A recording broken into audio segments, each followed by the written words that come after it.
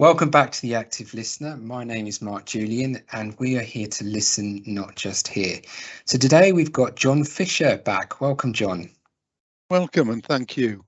Last time we were speaking, we were talking about cultural change and your work in that space and as a coach. And today we'll kind of follow on from that in terms of how do you use coaching in change, coaching through change, coaching in a change of culture. So tell us about your role within that whole sphere of influence. I think it all comes from the perspective of the individual. It comes from wanting to make a difference. And maybe I came across a Foucault quote that really resonated with me. That's now the footer on my email. And that's, it's my job to make windows where there was once walls. And my interpretation of this is around, I'm there to help people see. What they then do with that see is entirely their choice. And it's around then helping them make the best choice that we can make. Because as I alluded to before in our first session, George Kelly had a profound impact, his work, on my way of thinking and my way of seeing the world. And really, Kelly talked about a few things within his work, and he talked about the experience cycle that I'll share in a moment or two. But he also talked about we make the best decisions that we can with the information that we have to hand.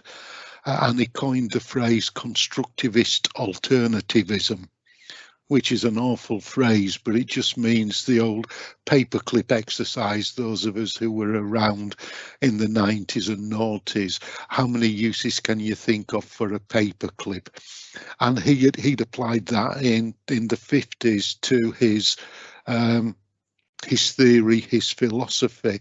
So there are as many ways of doing something as we can perceive. So as a coach, it's my role to help the coachee perceive more ways of doing things.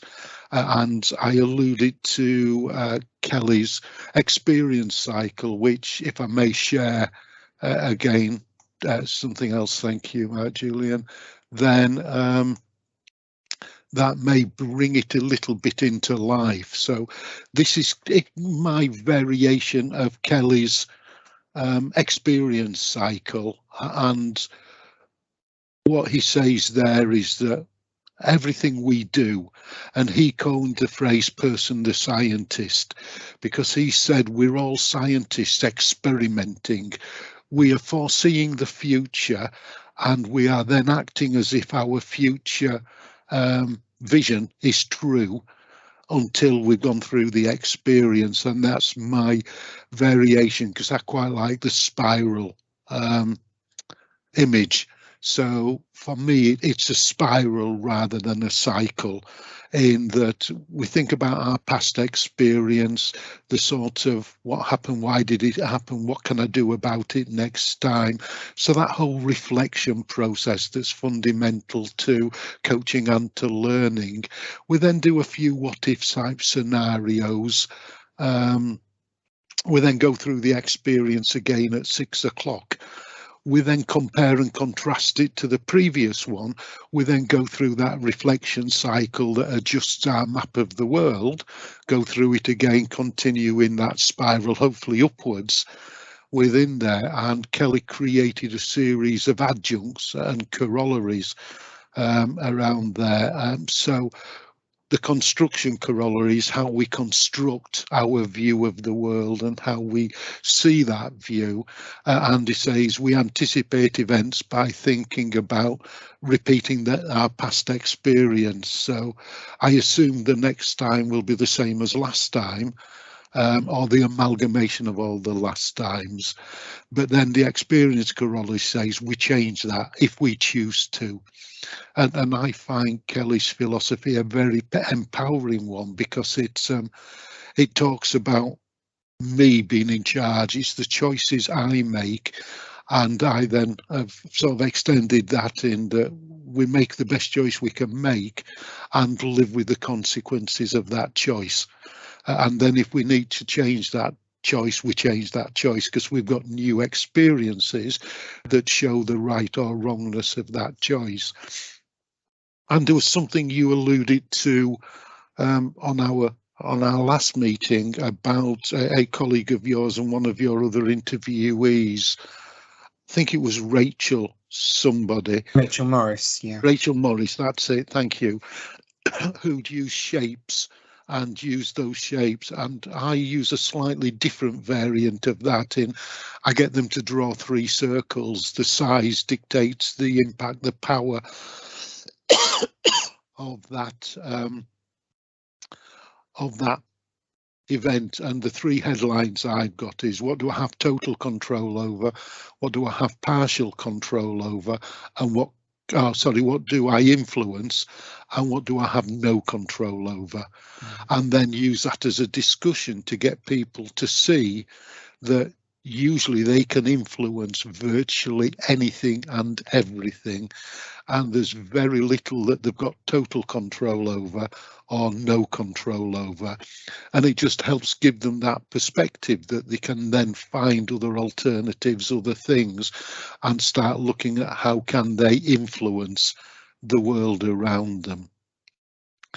And maybe if I just share this as well, done by a family therapist called Harry Proctor, and he called it the bow tie, which is a little bit around, I do something, you then look at that, your perception, you make sense of, analyze, understand my actions, that then drives you to act.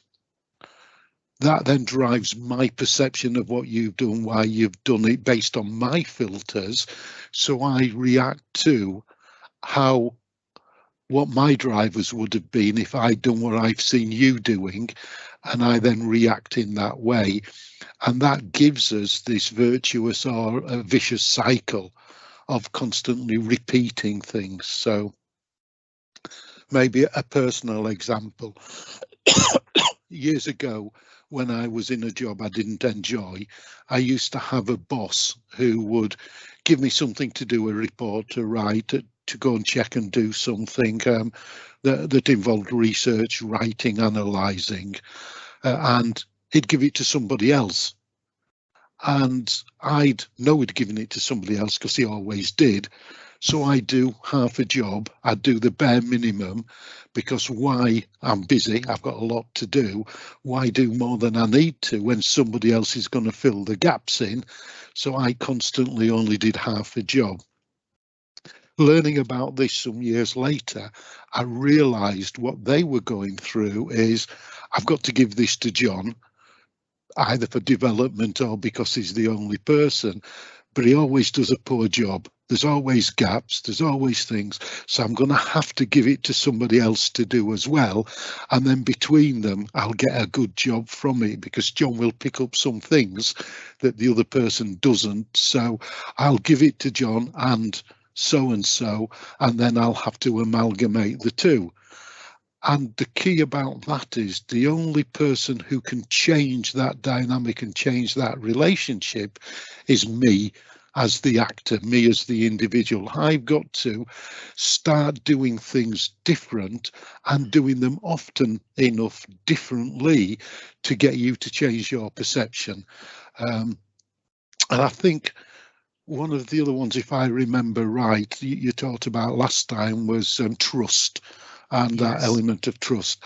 And I had the pleasure of listening to Stephen Covey's son doing a podcast about trust, and he wrote a fascinating book about the power of trust. But what Covey Jr. said that really resonated with me was, you can't talk your way back into what you behaved your way out of. So no matter how much I say to you, trust me, if I've behaved in an untrustworthy way, you won't trust me. So I've got to constantly behave in a trustworthy way to change your perception, to change that. And Harry more recently added the we and the us at the top. So it's about we getting together to have that joint conversation, that joint exploration of our perceptions to make it into us, to allow us to go forward in a healthier way. Does that make sense? It does. I think the question is, though, how and where do you begin with that? Because Yeah. if we have a perception of something, we have to be in a position, or at least be willing to consider that it is a perception, that we may well be wrong. And it reminds me of that whole thing of the unknown unknowns, or the known Yeah, unknowns. If you don't know, you don't know what you don't know, if that makes sense. So it's totally. where do you begin? Where do you begin with that, breaking that cycle? And then how do you begin perhaps regaining trust as well? That's a Yeah. poor coaching question, because I've given you two in one. No, But that's okay. That's okay. I do lots of poor coaching questions, but usually the coaches don't know the poor coaching questions, so I get away with it. A really good question there, Matt Julian, and I think there's a lot of answers there. To explore, but one of the first ones is by asking open questions and getting responses. So sometimes when I've been doing coaching or counselling, I've asked them to do one of the tools and techniques within constructivist psychology, and some of these you'll see in other areas. Those people familiar with NLP will see a lot of constructivist methods and models have been adopted by NLP without quite giving George Kelly the credit for it. I just add neuro-linguistic programming for anyone who's banging NLP around. Just want to clear what that means. Yes, thank you. I say it's always one of the difficulties, isn't it, when you know the subject and you use it. Here's a slide I put together for the University of Westminster when I used to do a bit of guest lecturing on their business psychology course on constructivism and their tools and techniques. So the self-characterization there, that the second of the big bullet points, I've used that quite a lot with people, and it's basically, if I was doing it with you, I would say, can you write me something, please, Matt Julian, that is effectively about you, but I want you to write it from the third person perspective. And the first sort of three words are, Mark Julian is ... And you would then complete that from that third person perspective, but you're writing it from, and the way I usually describe it is by somebody who knows you really, really, really well and still likes you. So it's getting that third party perspective, and then people write that, and then it then becomes a conversation. And it's a little bit like any personality profiling. All the personality profiling tools I use are a door to a conversation, and it's then about unpacking it and exploring what it means. So we'd then look for common themes, common use of certain words, explore what those words mean. And in some ways it's widening out the O model potentially, and the R from the grow, the goals, reality, option and will. And it's looking at unpacking those a little bit more. And from the self-characterization, if I jump up, apologies for jumping around and about, but there's one there called laddering and pyramiding. And laddering is effectively one of the old manufacturing time management, the 5 whys. And it's just asking the either why is that important, or a nice variant I came across a few years ago that I really like, which is what's important about that for you.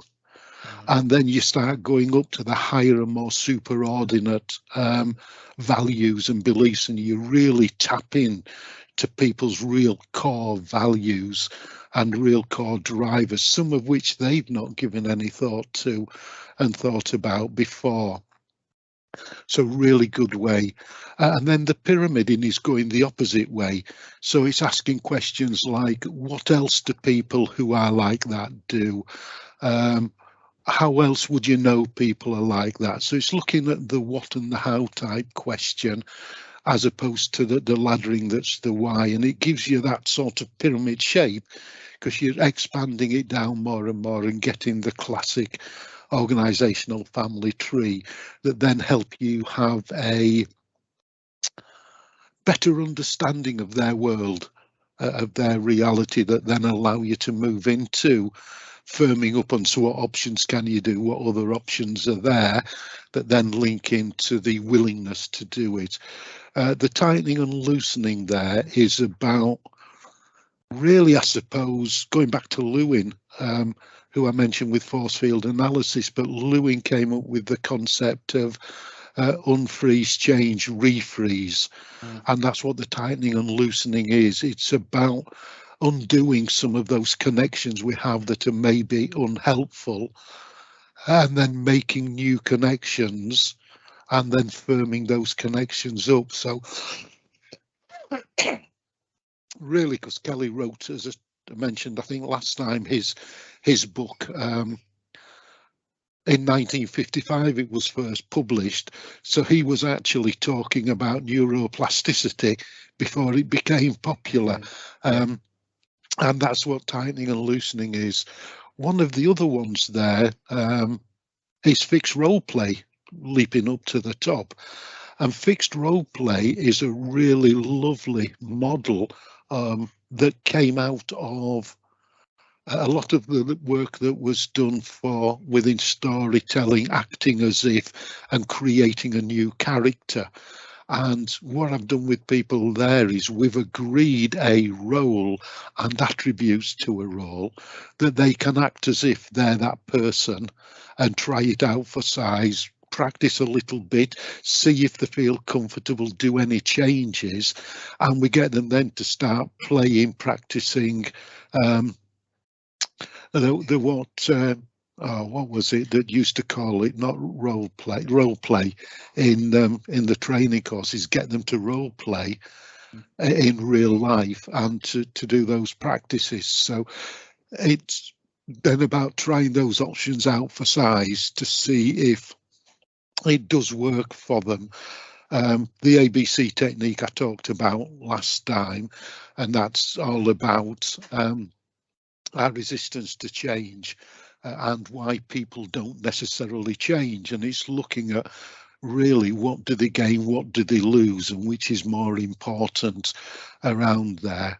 The two there that are grids are ways of looking at a structured questioning, and qualitative grids are have been used a lot in the business MBAs, and their repertory grid is how they're commonly known. So you look at different situations and you get people to talk about what's similar and different from them, again to get their map of the world. And the qualitative grids are the more thought grids. So one I use a lot. There's a couple about a person element grid or a time element grid. So I've tended to use the time grid.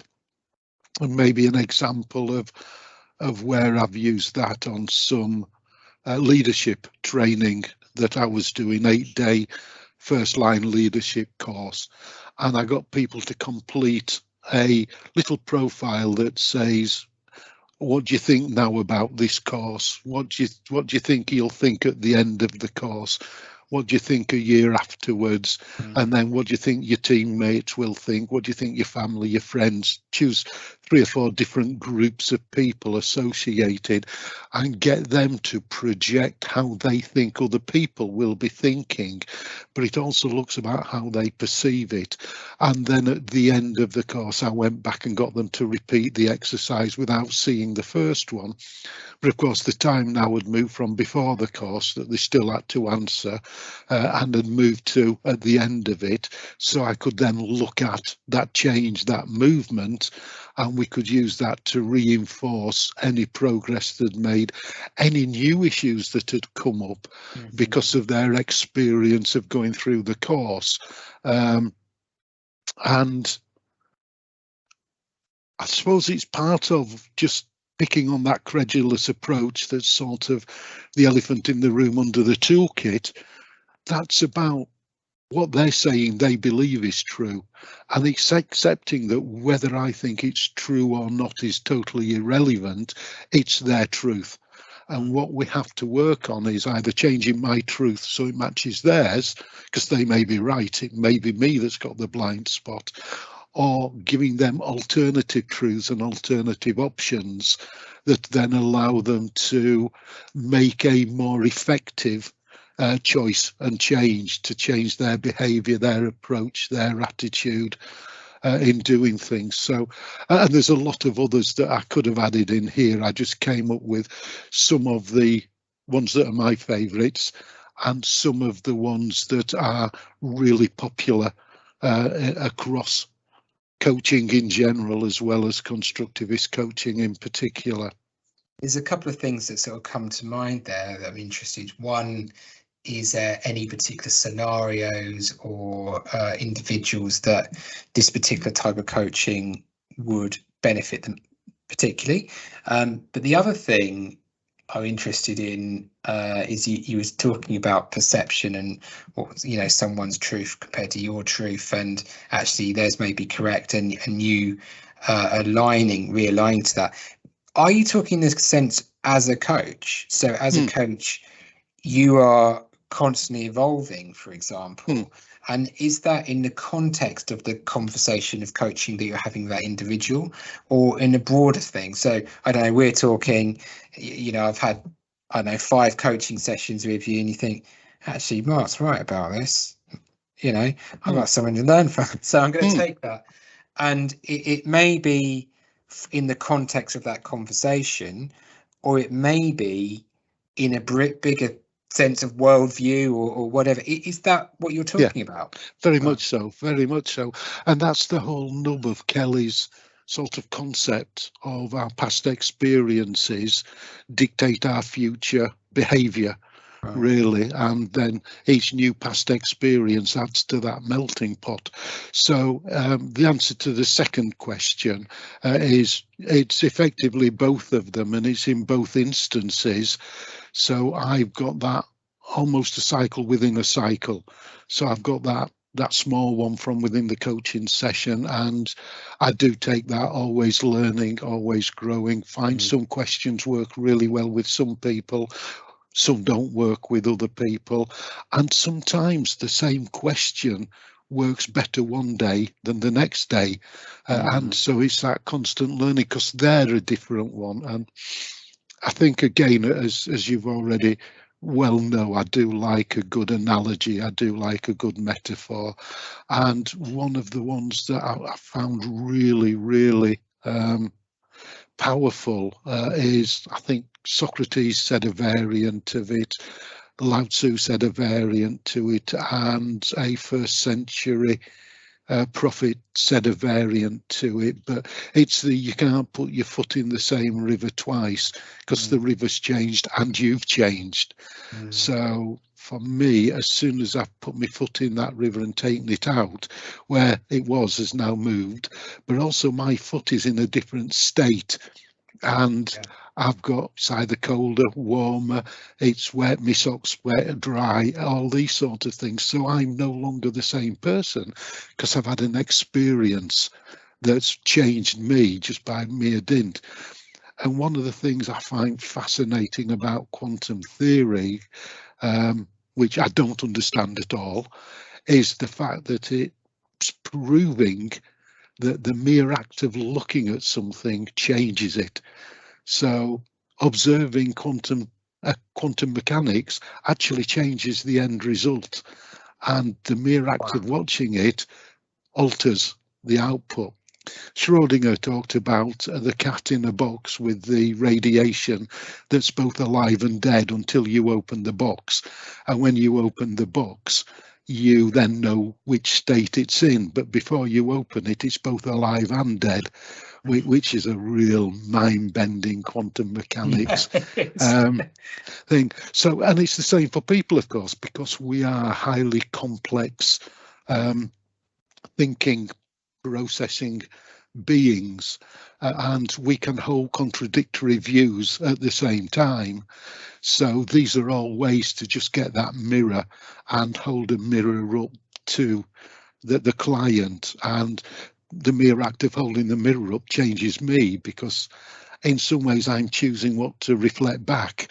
So that has a reflection on me, and as any coach should do, you reflect after the session, you then think about how do I integrate it, and I've become a fan of a new model over this last 5 or 6 years, what, so what, now what, as a structure that I really like as a way of moving through the coaching.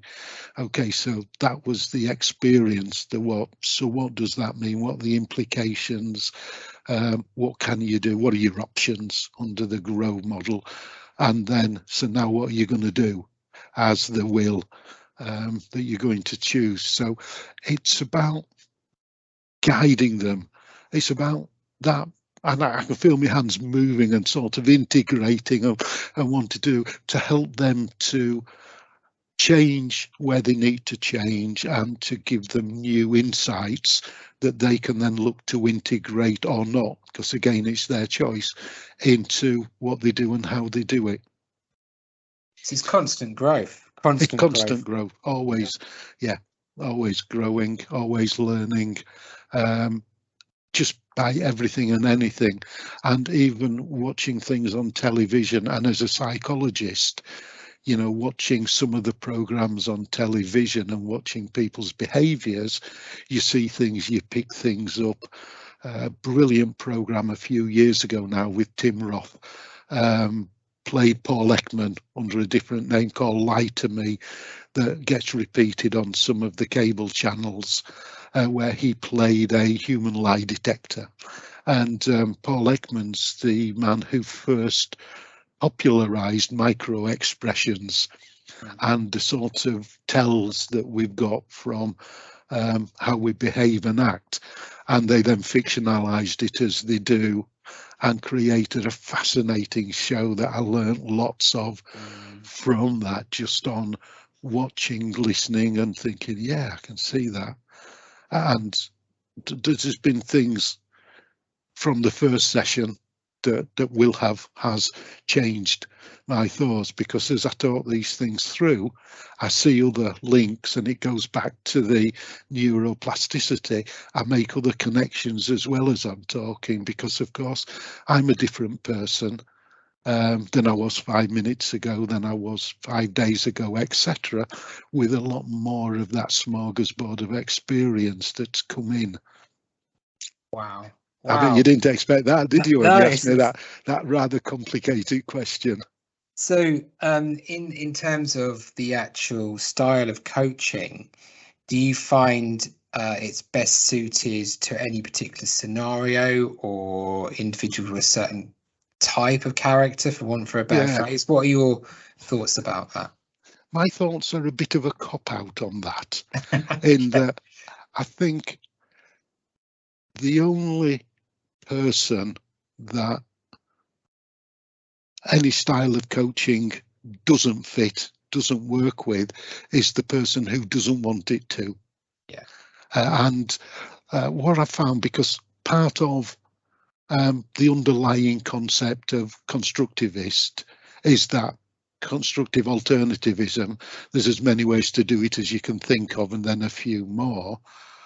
It's about the adaptability and the flexibility of the coach to be able to pull a tool from here, pull a tool from there, pull a tool from somewhere else. So unlike some models that are quite structured and process driven, constructivist psychology, in my interpretation of it basically says you can borrow best practice from wherever and use it if it works. And I then add on a couple of corollaries. If it doesn't work that time, was it me didn't use it right? Was it just not appropriate in this situation, or just does it not work? And then if it doesn't work, I ditch it. If I just didn't use it right, then I change it, interpret it. And when I've introduced new models, new techniques, new ways in the training courses I've been running, I've sort of said to the delegates, look, this is the first time I've talked about this here. I'm trying it for size. I'd love your feedback when we finish this little segment on did it fit, did it work for you, what worked well, what could I have done better? And then I'll just take 5 minutes at the end of it out of the training and just get that debrief for me. I'll do that 2 or 3 times, and then I'll look at the sort of series of answers, the thoughts, their perceptions, and then I'll decide what to do, which ranges from something to nothing. So it's all that. It's horses for courses, to use the expression. But, you know, it reminds me very much of an agile mindset, agile working in its purest sense. And conversation I had with Damon Smith, who's an agile coach, and was my teacher in terms of agile working. And it's very much about people rather than process. Very much so. But if you try and pin it down to one thing, then you've already lost the point. Yeah. Because it's about adaptation, evolving, investing in Very your much people. There's not a one size fits all. And so you know, you can name, you know, the big 3: Scrum, Kanban, Extreme programming, but there's a billion other different ways, and those are adapted, and you adapt them anyway. The danger is if you just do the actions rather than the motive behind it, then it's just pointless. It won't work. It's just it's form without substance. Very much so, very much so. And that's one of the problems. I think sometimes coaches use a technique because it's their go-to technique. Right. And I have go-to techniques as well, and things that I regularly share with people, but they almost use it by rote, and they feel they've got to use it rather than this is the best tool for this moment in time. Or I think this will challenge the coachee and open up their thinking a bit more, move them out of their comfort zone. Because I do like to move people out of comfort zones to open As up. a good coach will. Yeah, hopefully, yeah. And I'm quite proud about doing them in that way. And I ask a lot of ambiguous questions because it's, and they say, so do you want me to talk about this or that? And I go regularly. The answer is yes, almost regardless of the question, because we then have, so why did you choose to talk about that, not this? And we get an indication, a window into what's on your mind rather than what's on my mind. So I rarely give them direction when they say, is it this one or that one? And if they push, I just say, tell me about both. So they don't get off the hook. Well, look, John, insightful as ever, and thank you for being willing to be recorded for the conversation. And I know there'd be a whole lot more stuff that we could be talking about, and indeed we probably will do, whether it's on camera or off camera. But thank you again for your time. Really appreciate it. No, my pleasure. And thank you for inviting me back after the first one. Not a problem. Take care. And you. Bye-bye.